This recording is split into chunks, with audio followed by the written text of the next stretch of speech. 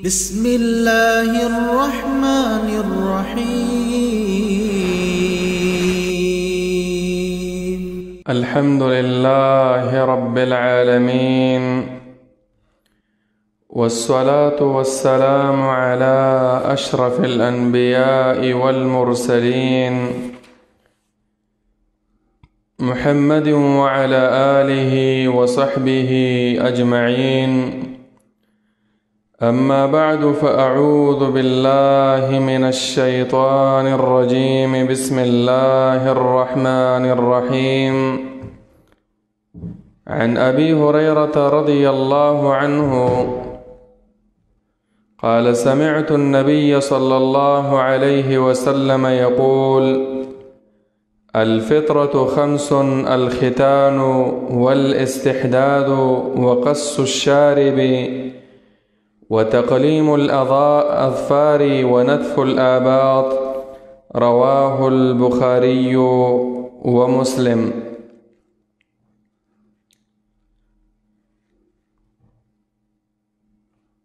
د اودس متعلق او د پاکوالی د صفائی متعلق احادیث بیانیدل.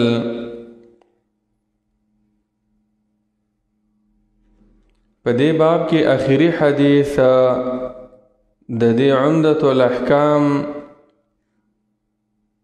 هغه دا حدیث د ابو هريره رضی الله عنه دی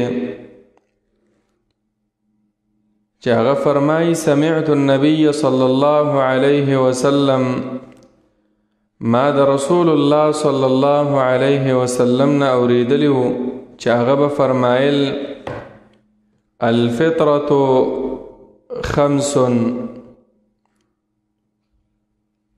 فطرت معنا دا چې انسان په کم خلقت په کم پیدایش باندې په طبیعي طور باندې پیدا دی، او د ټولو انسانانو مسلمانانو دا یو فطرت دی، طبیعت دی چې هغوی دا کارونه کوي د پخوانه.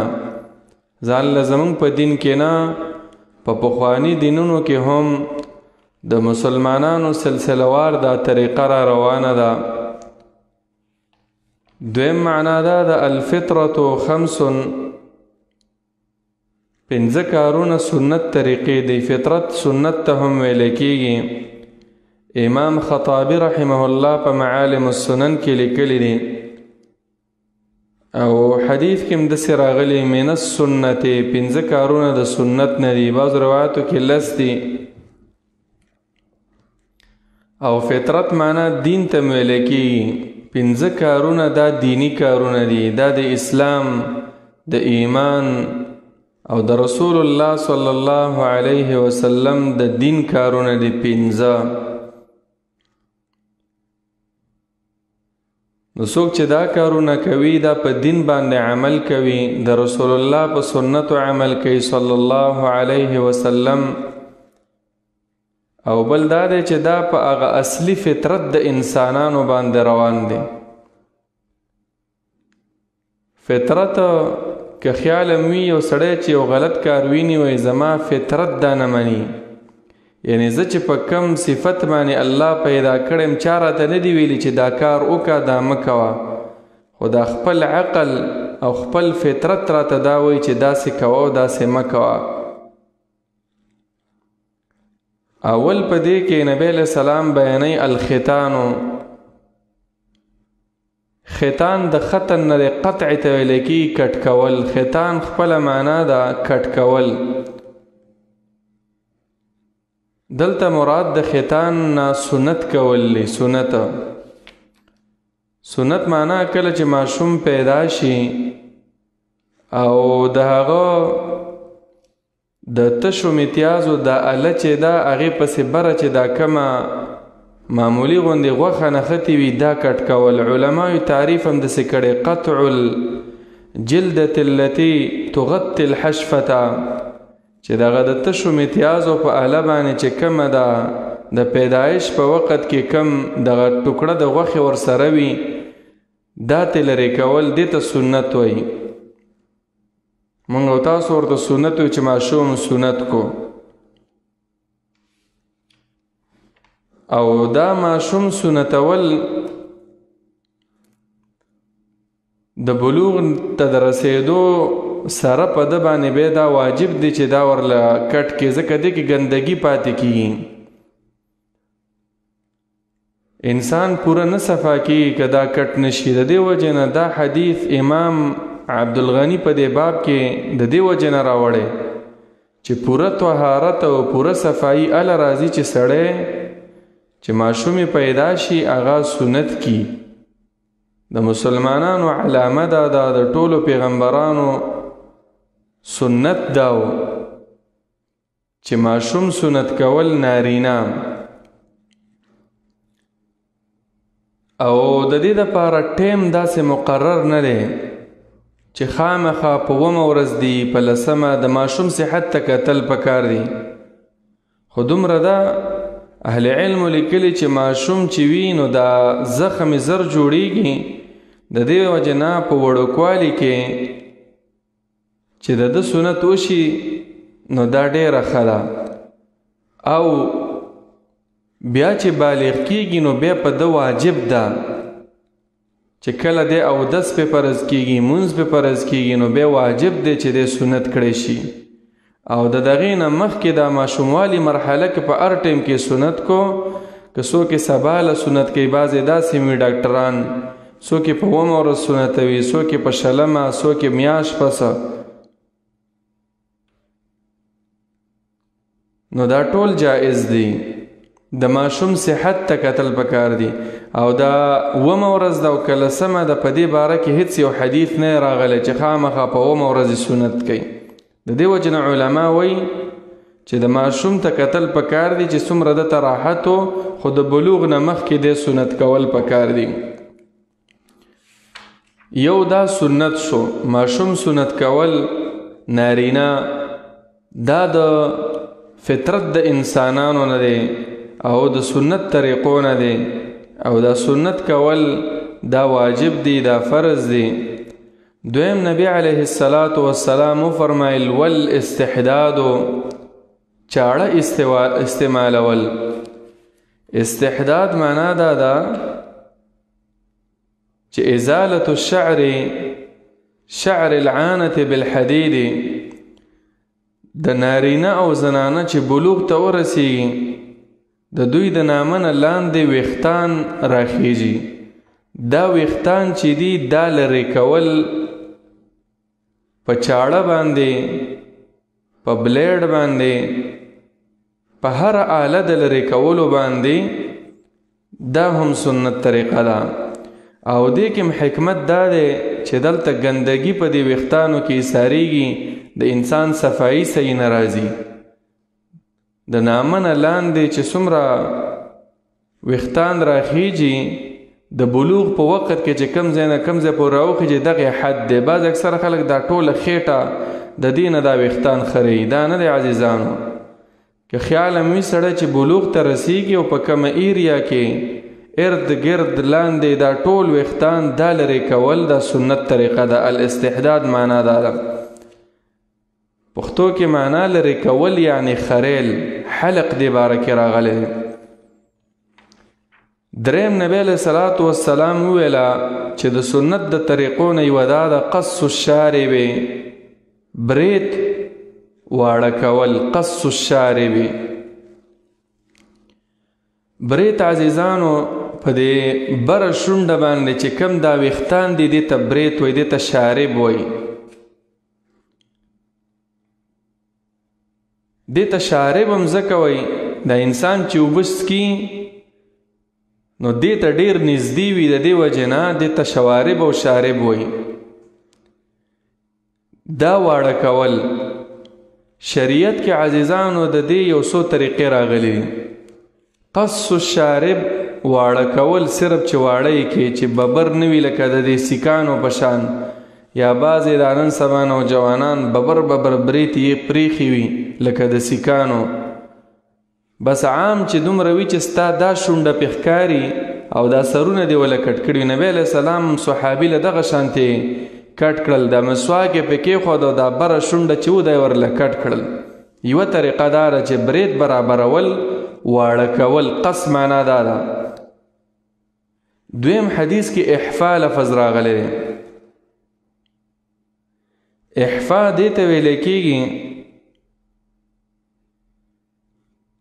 چې دومره دا برید واړه کې چې لاندې دا څرمن ته ښکاره شي، بالکل لکه نن سبا هغه مشینونه راوتي 1 نمبر مشین باندې چې بالکل لاندې دومره واړه کې چې دا شونډې د سپینوالی د ښکاره شي. نبی علیہ الصلوۃ والسلام فرمایي روایت مسلم کې د احف الشوارب دا برید بالکل واړه کوي. احفا معنا دا ده چې لاندې دا شونډه سپینه ښکاره شي. نو ګورئ قسم راغلی دی او احفام راغلی. قسم معنا صرف برابرول چې ډیر ببر نه وي، او احفا معنا بالکل د هر طرف نه د دې ځای نه واله دې ځای نه دا ټول دا بالکل واړه کول چې لاندې دا د څرمن سپینوالی ښکاره شي. یو اصل کې حف راغلی دی، دام راغلی دی. د هغې معنا دا ده چې د دې برید دا ځای نه واخلې، دا بره طرف نه واخلې، صرف یوه نرۍ لیکه پرېږدي، یعنی بره او لاندې دا ته دغه کې او منځ کې سې توره غوندې لیکه پاتې شي. دا هم صحیح ده. دا درې واړه طریقې راغلي. خو خریل د برید چې دي عزیزانو دا سنت طریقه نه ده. دا څومره چې واړه په قینچي باندې به واړه کې، حتی چې یعنې لاندې څرمن ښکاره شي، خو په بلیډ باندې واړه کول دا سنت طریقه نه ده. مسلمان په کار د هر شیز ته فکر وي. د رسول الله صلی الله علیه وسلم په هر حدیث باندې عمل وکړي. دیو جن امام مالک رحمه الله هغه به فرمایل وسوک چې برید خری وي دا مثلکی خریلی نه دی راغلی، واړه کول او د بیخ نوال دا راغلی دی. خو خریل نبی علیہ السلام نه دی ویلی چې وی خری وي. او امام طحاوی رحمه الله حنفی عالم دی غټ، هغه هم ویلی چې دا خبره غوره ده. امام ابن حجر ترا نقل کړي په فتح الباری کې چې خریل د بریتو نشته، برید به نه خري، واړه کې به یا به په قینچي باندې د بیخه پورې ووهه. نو برید واړه کول دا سنت طریقه ده، او برید غټ غټ پرې ښودل دا د مجوسو طریقه ده. لکه نن سبا چې دا نوجوانان هم کوي، بوډاګان هم کوي، غټ غټ برید یې پرېښي وي، ګیرې خریلې وي. دا د مجوسو د مشرکانو طریقه وه. او نبی علیہ السلام فرمایي مسند احمد ترمذی کې دا حدیث دی، من لم یأخذ من شاربه فلیس منا. څوک چې دا برید نه واړه کوي او داسې غټ غټ برید یې پرېښي وي، فلیس منا، دا زموږ د ډلې نه دی، دا زموږ په طریقه روان نه دی. ګورئ سخت وعید راغلی، فلیس منا. پیغمبر فرمایي زموږ په طریقه روان نه وي، زموږ د ډلې نه نه وي. فلیس منا په دې کار کې زموږ امتی ته نه وي. دیو جن پیغمبر په امر کړي برید واړه کوي. او په روایت کې سره دا لفظ هم راغلی چې خالف المجوسا، مجوسیان هغه چې د اور بندگی به کوله، مشرکان چې شرکونه به کول، د هغوی دا طریقې وه چې دا بریتونه به دومره غټ غټ ساتله. نو عزیزانو برید واړه کول یا معمولی یا د بیخ نه واړه کول دا سنت طریقه ده. او بریتونه غټ غټ پرې ښودل دا ګناه ده، د رسول الله د سنت خلاف ده صلی الله علیه وسلم. او د برید د وړوکوالي علت هم علما دا بیانوي چې یو خدا د مجوسو طریقه و، نبی علیہ السلام عموما د مجوسیانو، د یهودیانو، د مشرکانو خلاف بکو. او نبی علیہ السلام د ځان نه خلاف نه کو، الله به ورته ویله چې داسې وکړه. د الله تعالی د مجوسو طریقې نه وې خوښې، د مشرکانو یې نه وې خوښې، د یهودو. نو مسلمانانو ته د پیغمبر په واسطه به دا ویله چې د مجوسیانو په طریقه مه ځئ، بریتونه واړه کوي، خرې ویې مه او غټوئ هم ډېر مه. نو دا اوسني نوجوانان چې ګیري و برید پاک خرئ، دا ټول د رسول الله د حدیثو خلاف، دا په ګناه کبیره کې اخته دي چې دا ګیري خرئ او یو شان د ځانونو نه جینکۍ جوړې کړي وي. دا ناروا کار دی عزیزانو، معمولی ګناه یې مه ګڼئ، دا د مجوسو کار دی، دا د مشرکانو کار دی. مسلمان به ښایسته ښکلې سوچه ګیره وي، برید به واړه واړه وي، او یا به برید د بیخ نه وهلی وي. او دا د مشرکانو کار دی چې ګیرې خریلې وي او بریتونه یې اوږده وي. لکه افسوس د نن سبا مسلمانانو. سلورم نبی صلی الله علیه وسلم او فرمایل وتقلیم الاظفار نوکان واړه کول دا نوکونه چې غټ شي دا واړه کول دا هم سنت طریقه ده د نوکانو د وړو کولو او د وړوکوالي حکمت هم دا دی چې دې کې ګند ایساریږي او دویم دا منظر هم بد ښکاري او شریعت چې دی ستا منظر هم صحیح جوړوي بل دا ته چې کله اودس کوې نو دا اوبه به دې غوښې ته صحیح ورسیږي او چې نوکان دې غټ وي بیا اوبه را بندوي نو نوکان واړه کول دارنګې نبی صلی الله علیه وسلم اخیری 5 نمبر په دې حدیث کې بیان کړل ونتف الآباط د تخرګونو ویختان ویستل ګورئ پیغمبر چې ذکر کړل د نامنه لاندې ویختان هغه خریل د شونډې دا ویختان چې دی بریتان چې وته دا واړه کول یا د بیخ نه واړه کول یا لګ لګ واړه کول او د تخرګ ویختو باره کې نبی علیہ السلام ویل چې دا به اوباسئ سنت طریقه هم دا ویستل پکار دي دا خریل نه دي پکاره هغې وجه اصل کې دا د تخرګ ویخته چې وویستلی شي یو خو په دې نیت باندې دا اوباسئ چې پیغمبر ویلي دویم حکمت هم پکې دا دی اوسني علماو تحقیق مطابق څونه چې ته دا تخرګ ویخته خرید دا یو خو دا ایریا دې سره غټه رانیولی کېږي دا ځای غټېږي بیا بلیډ چې څونه استعمالی بیا به دې ځای نه دې ځای پورې ویښتان دې وي دویم دا ویښتان د دې خریلو سره سختېږي او د دې تخرګ ویښته ډېر نرم وي نو چې سخت شي د دې نه بدبویي به ډېره زیاته راځي او چې وخریلی شي چې سارې وخری د دې تخرګ ویښته مازدیګر له واپس راشنه شوي نو نبی علیه السلام دلته وویله نطف الآباط دا اوباسئ او چې وی باسئ تجربه وکړئ په دې سنت باندې عمل 2-3 میاشتو پورې نه راخیږي میاشت یوه نیمه خو بلکل درک نه وي اوله کې انسان ته تکلیف وي خو که دا نیت وکړي چې زه د پیغمبر په سنت باندې عمل کوم نو بیا اسانه ده او نن سبا ډېر آلات هم راوتي دي داسې شمه ده داسې حلاوه جوړه شوې چې داسې کښېنې معمولي داسې زور ورکړي هغه وځي نو دا د نارینه او د زنانه او د دواړو دپاره چې د دې تخرګ ویښته ویستل د بریتانو ویښته د نارینهو دپاره واړه کول یا د بیخ نه یا لږ لږ واړه کول او غټ غټ پرېښودل دا د مجوسو کار دی بیا د دې دپاره نبی علیه السلام ټیم هم ښودلی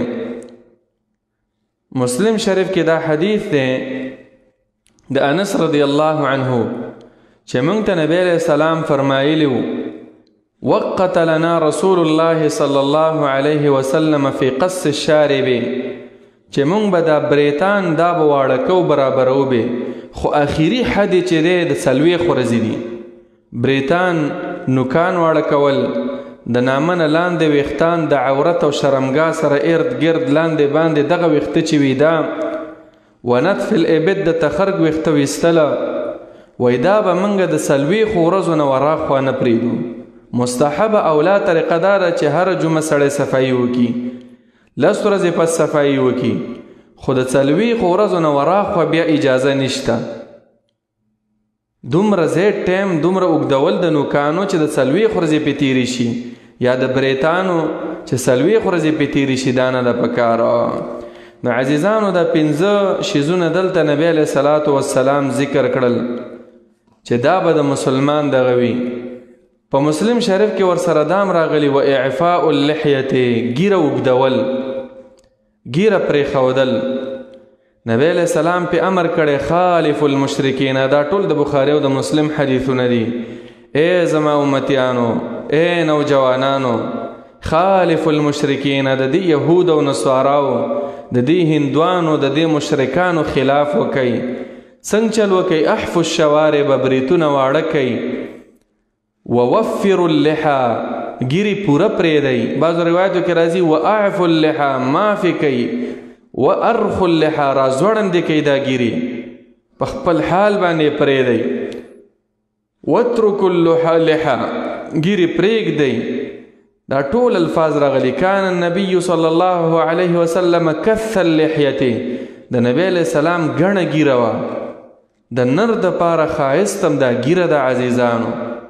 نو ګیره خریل دا د مجوسو کار دی چې د اور عبادت به کو، دا د مشرکانو کار دی چې د بوتانو بندگی به کوله. نبی علیہ السلام ځکه وایي چې خالف المجوسا خالف المشرکین. نوجوانانو د مشرکانو نقش قدم پسې مزئ، زه الله تاسو ته رالیږلی یم، زما په نقش قدم باندې راشئ، زما ښکلې ګیره ده، تاسو هم ګیرې پرېږدئ، زه بریتونه واړه کوم، تاسو هم برېت واړه کوئ.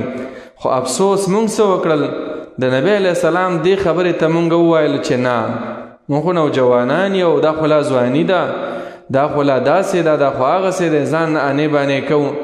او مونږ همغه د مشرکانو د یهودو طریقو پسې لاړو، ګیرې مو وخریلې او بریتونه په هغې باندې کله دلته ورسو کله دلته ورسو، او په ګیرو کې هم سټایلونه کوو.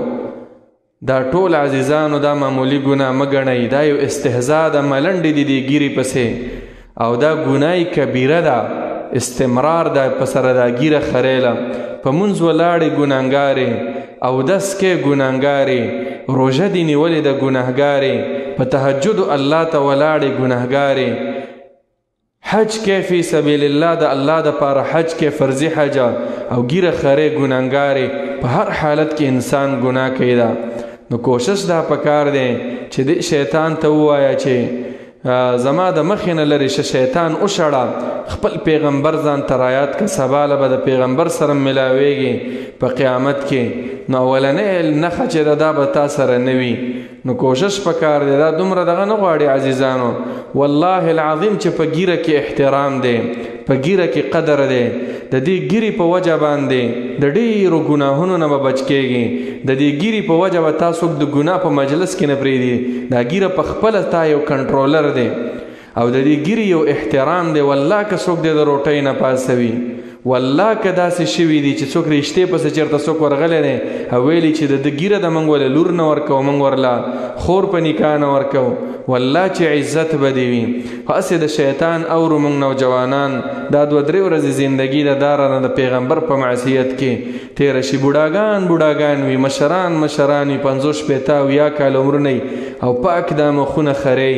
دا عزیزانو ګناه کبیره ده. دا ګیرې صفا پرې ښودل پکار دي، خوند کوي سوچه ګیره، او بریتونه واړه کوي. او دا د مشرکانو د مجوسیانو طریقې دا د ځان نه لرې کول پکار دي.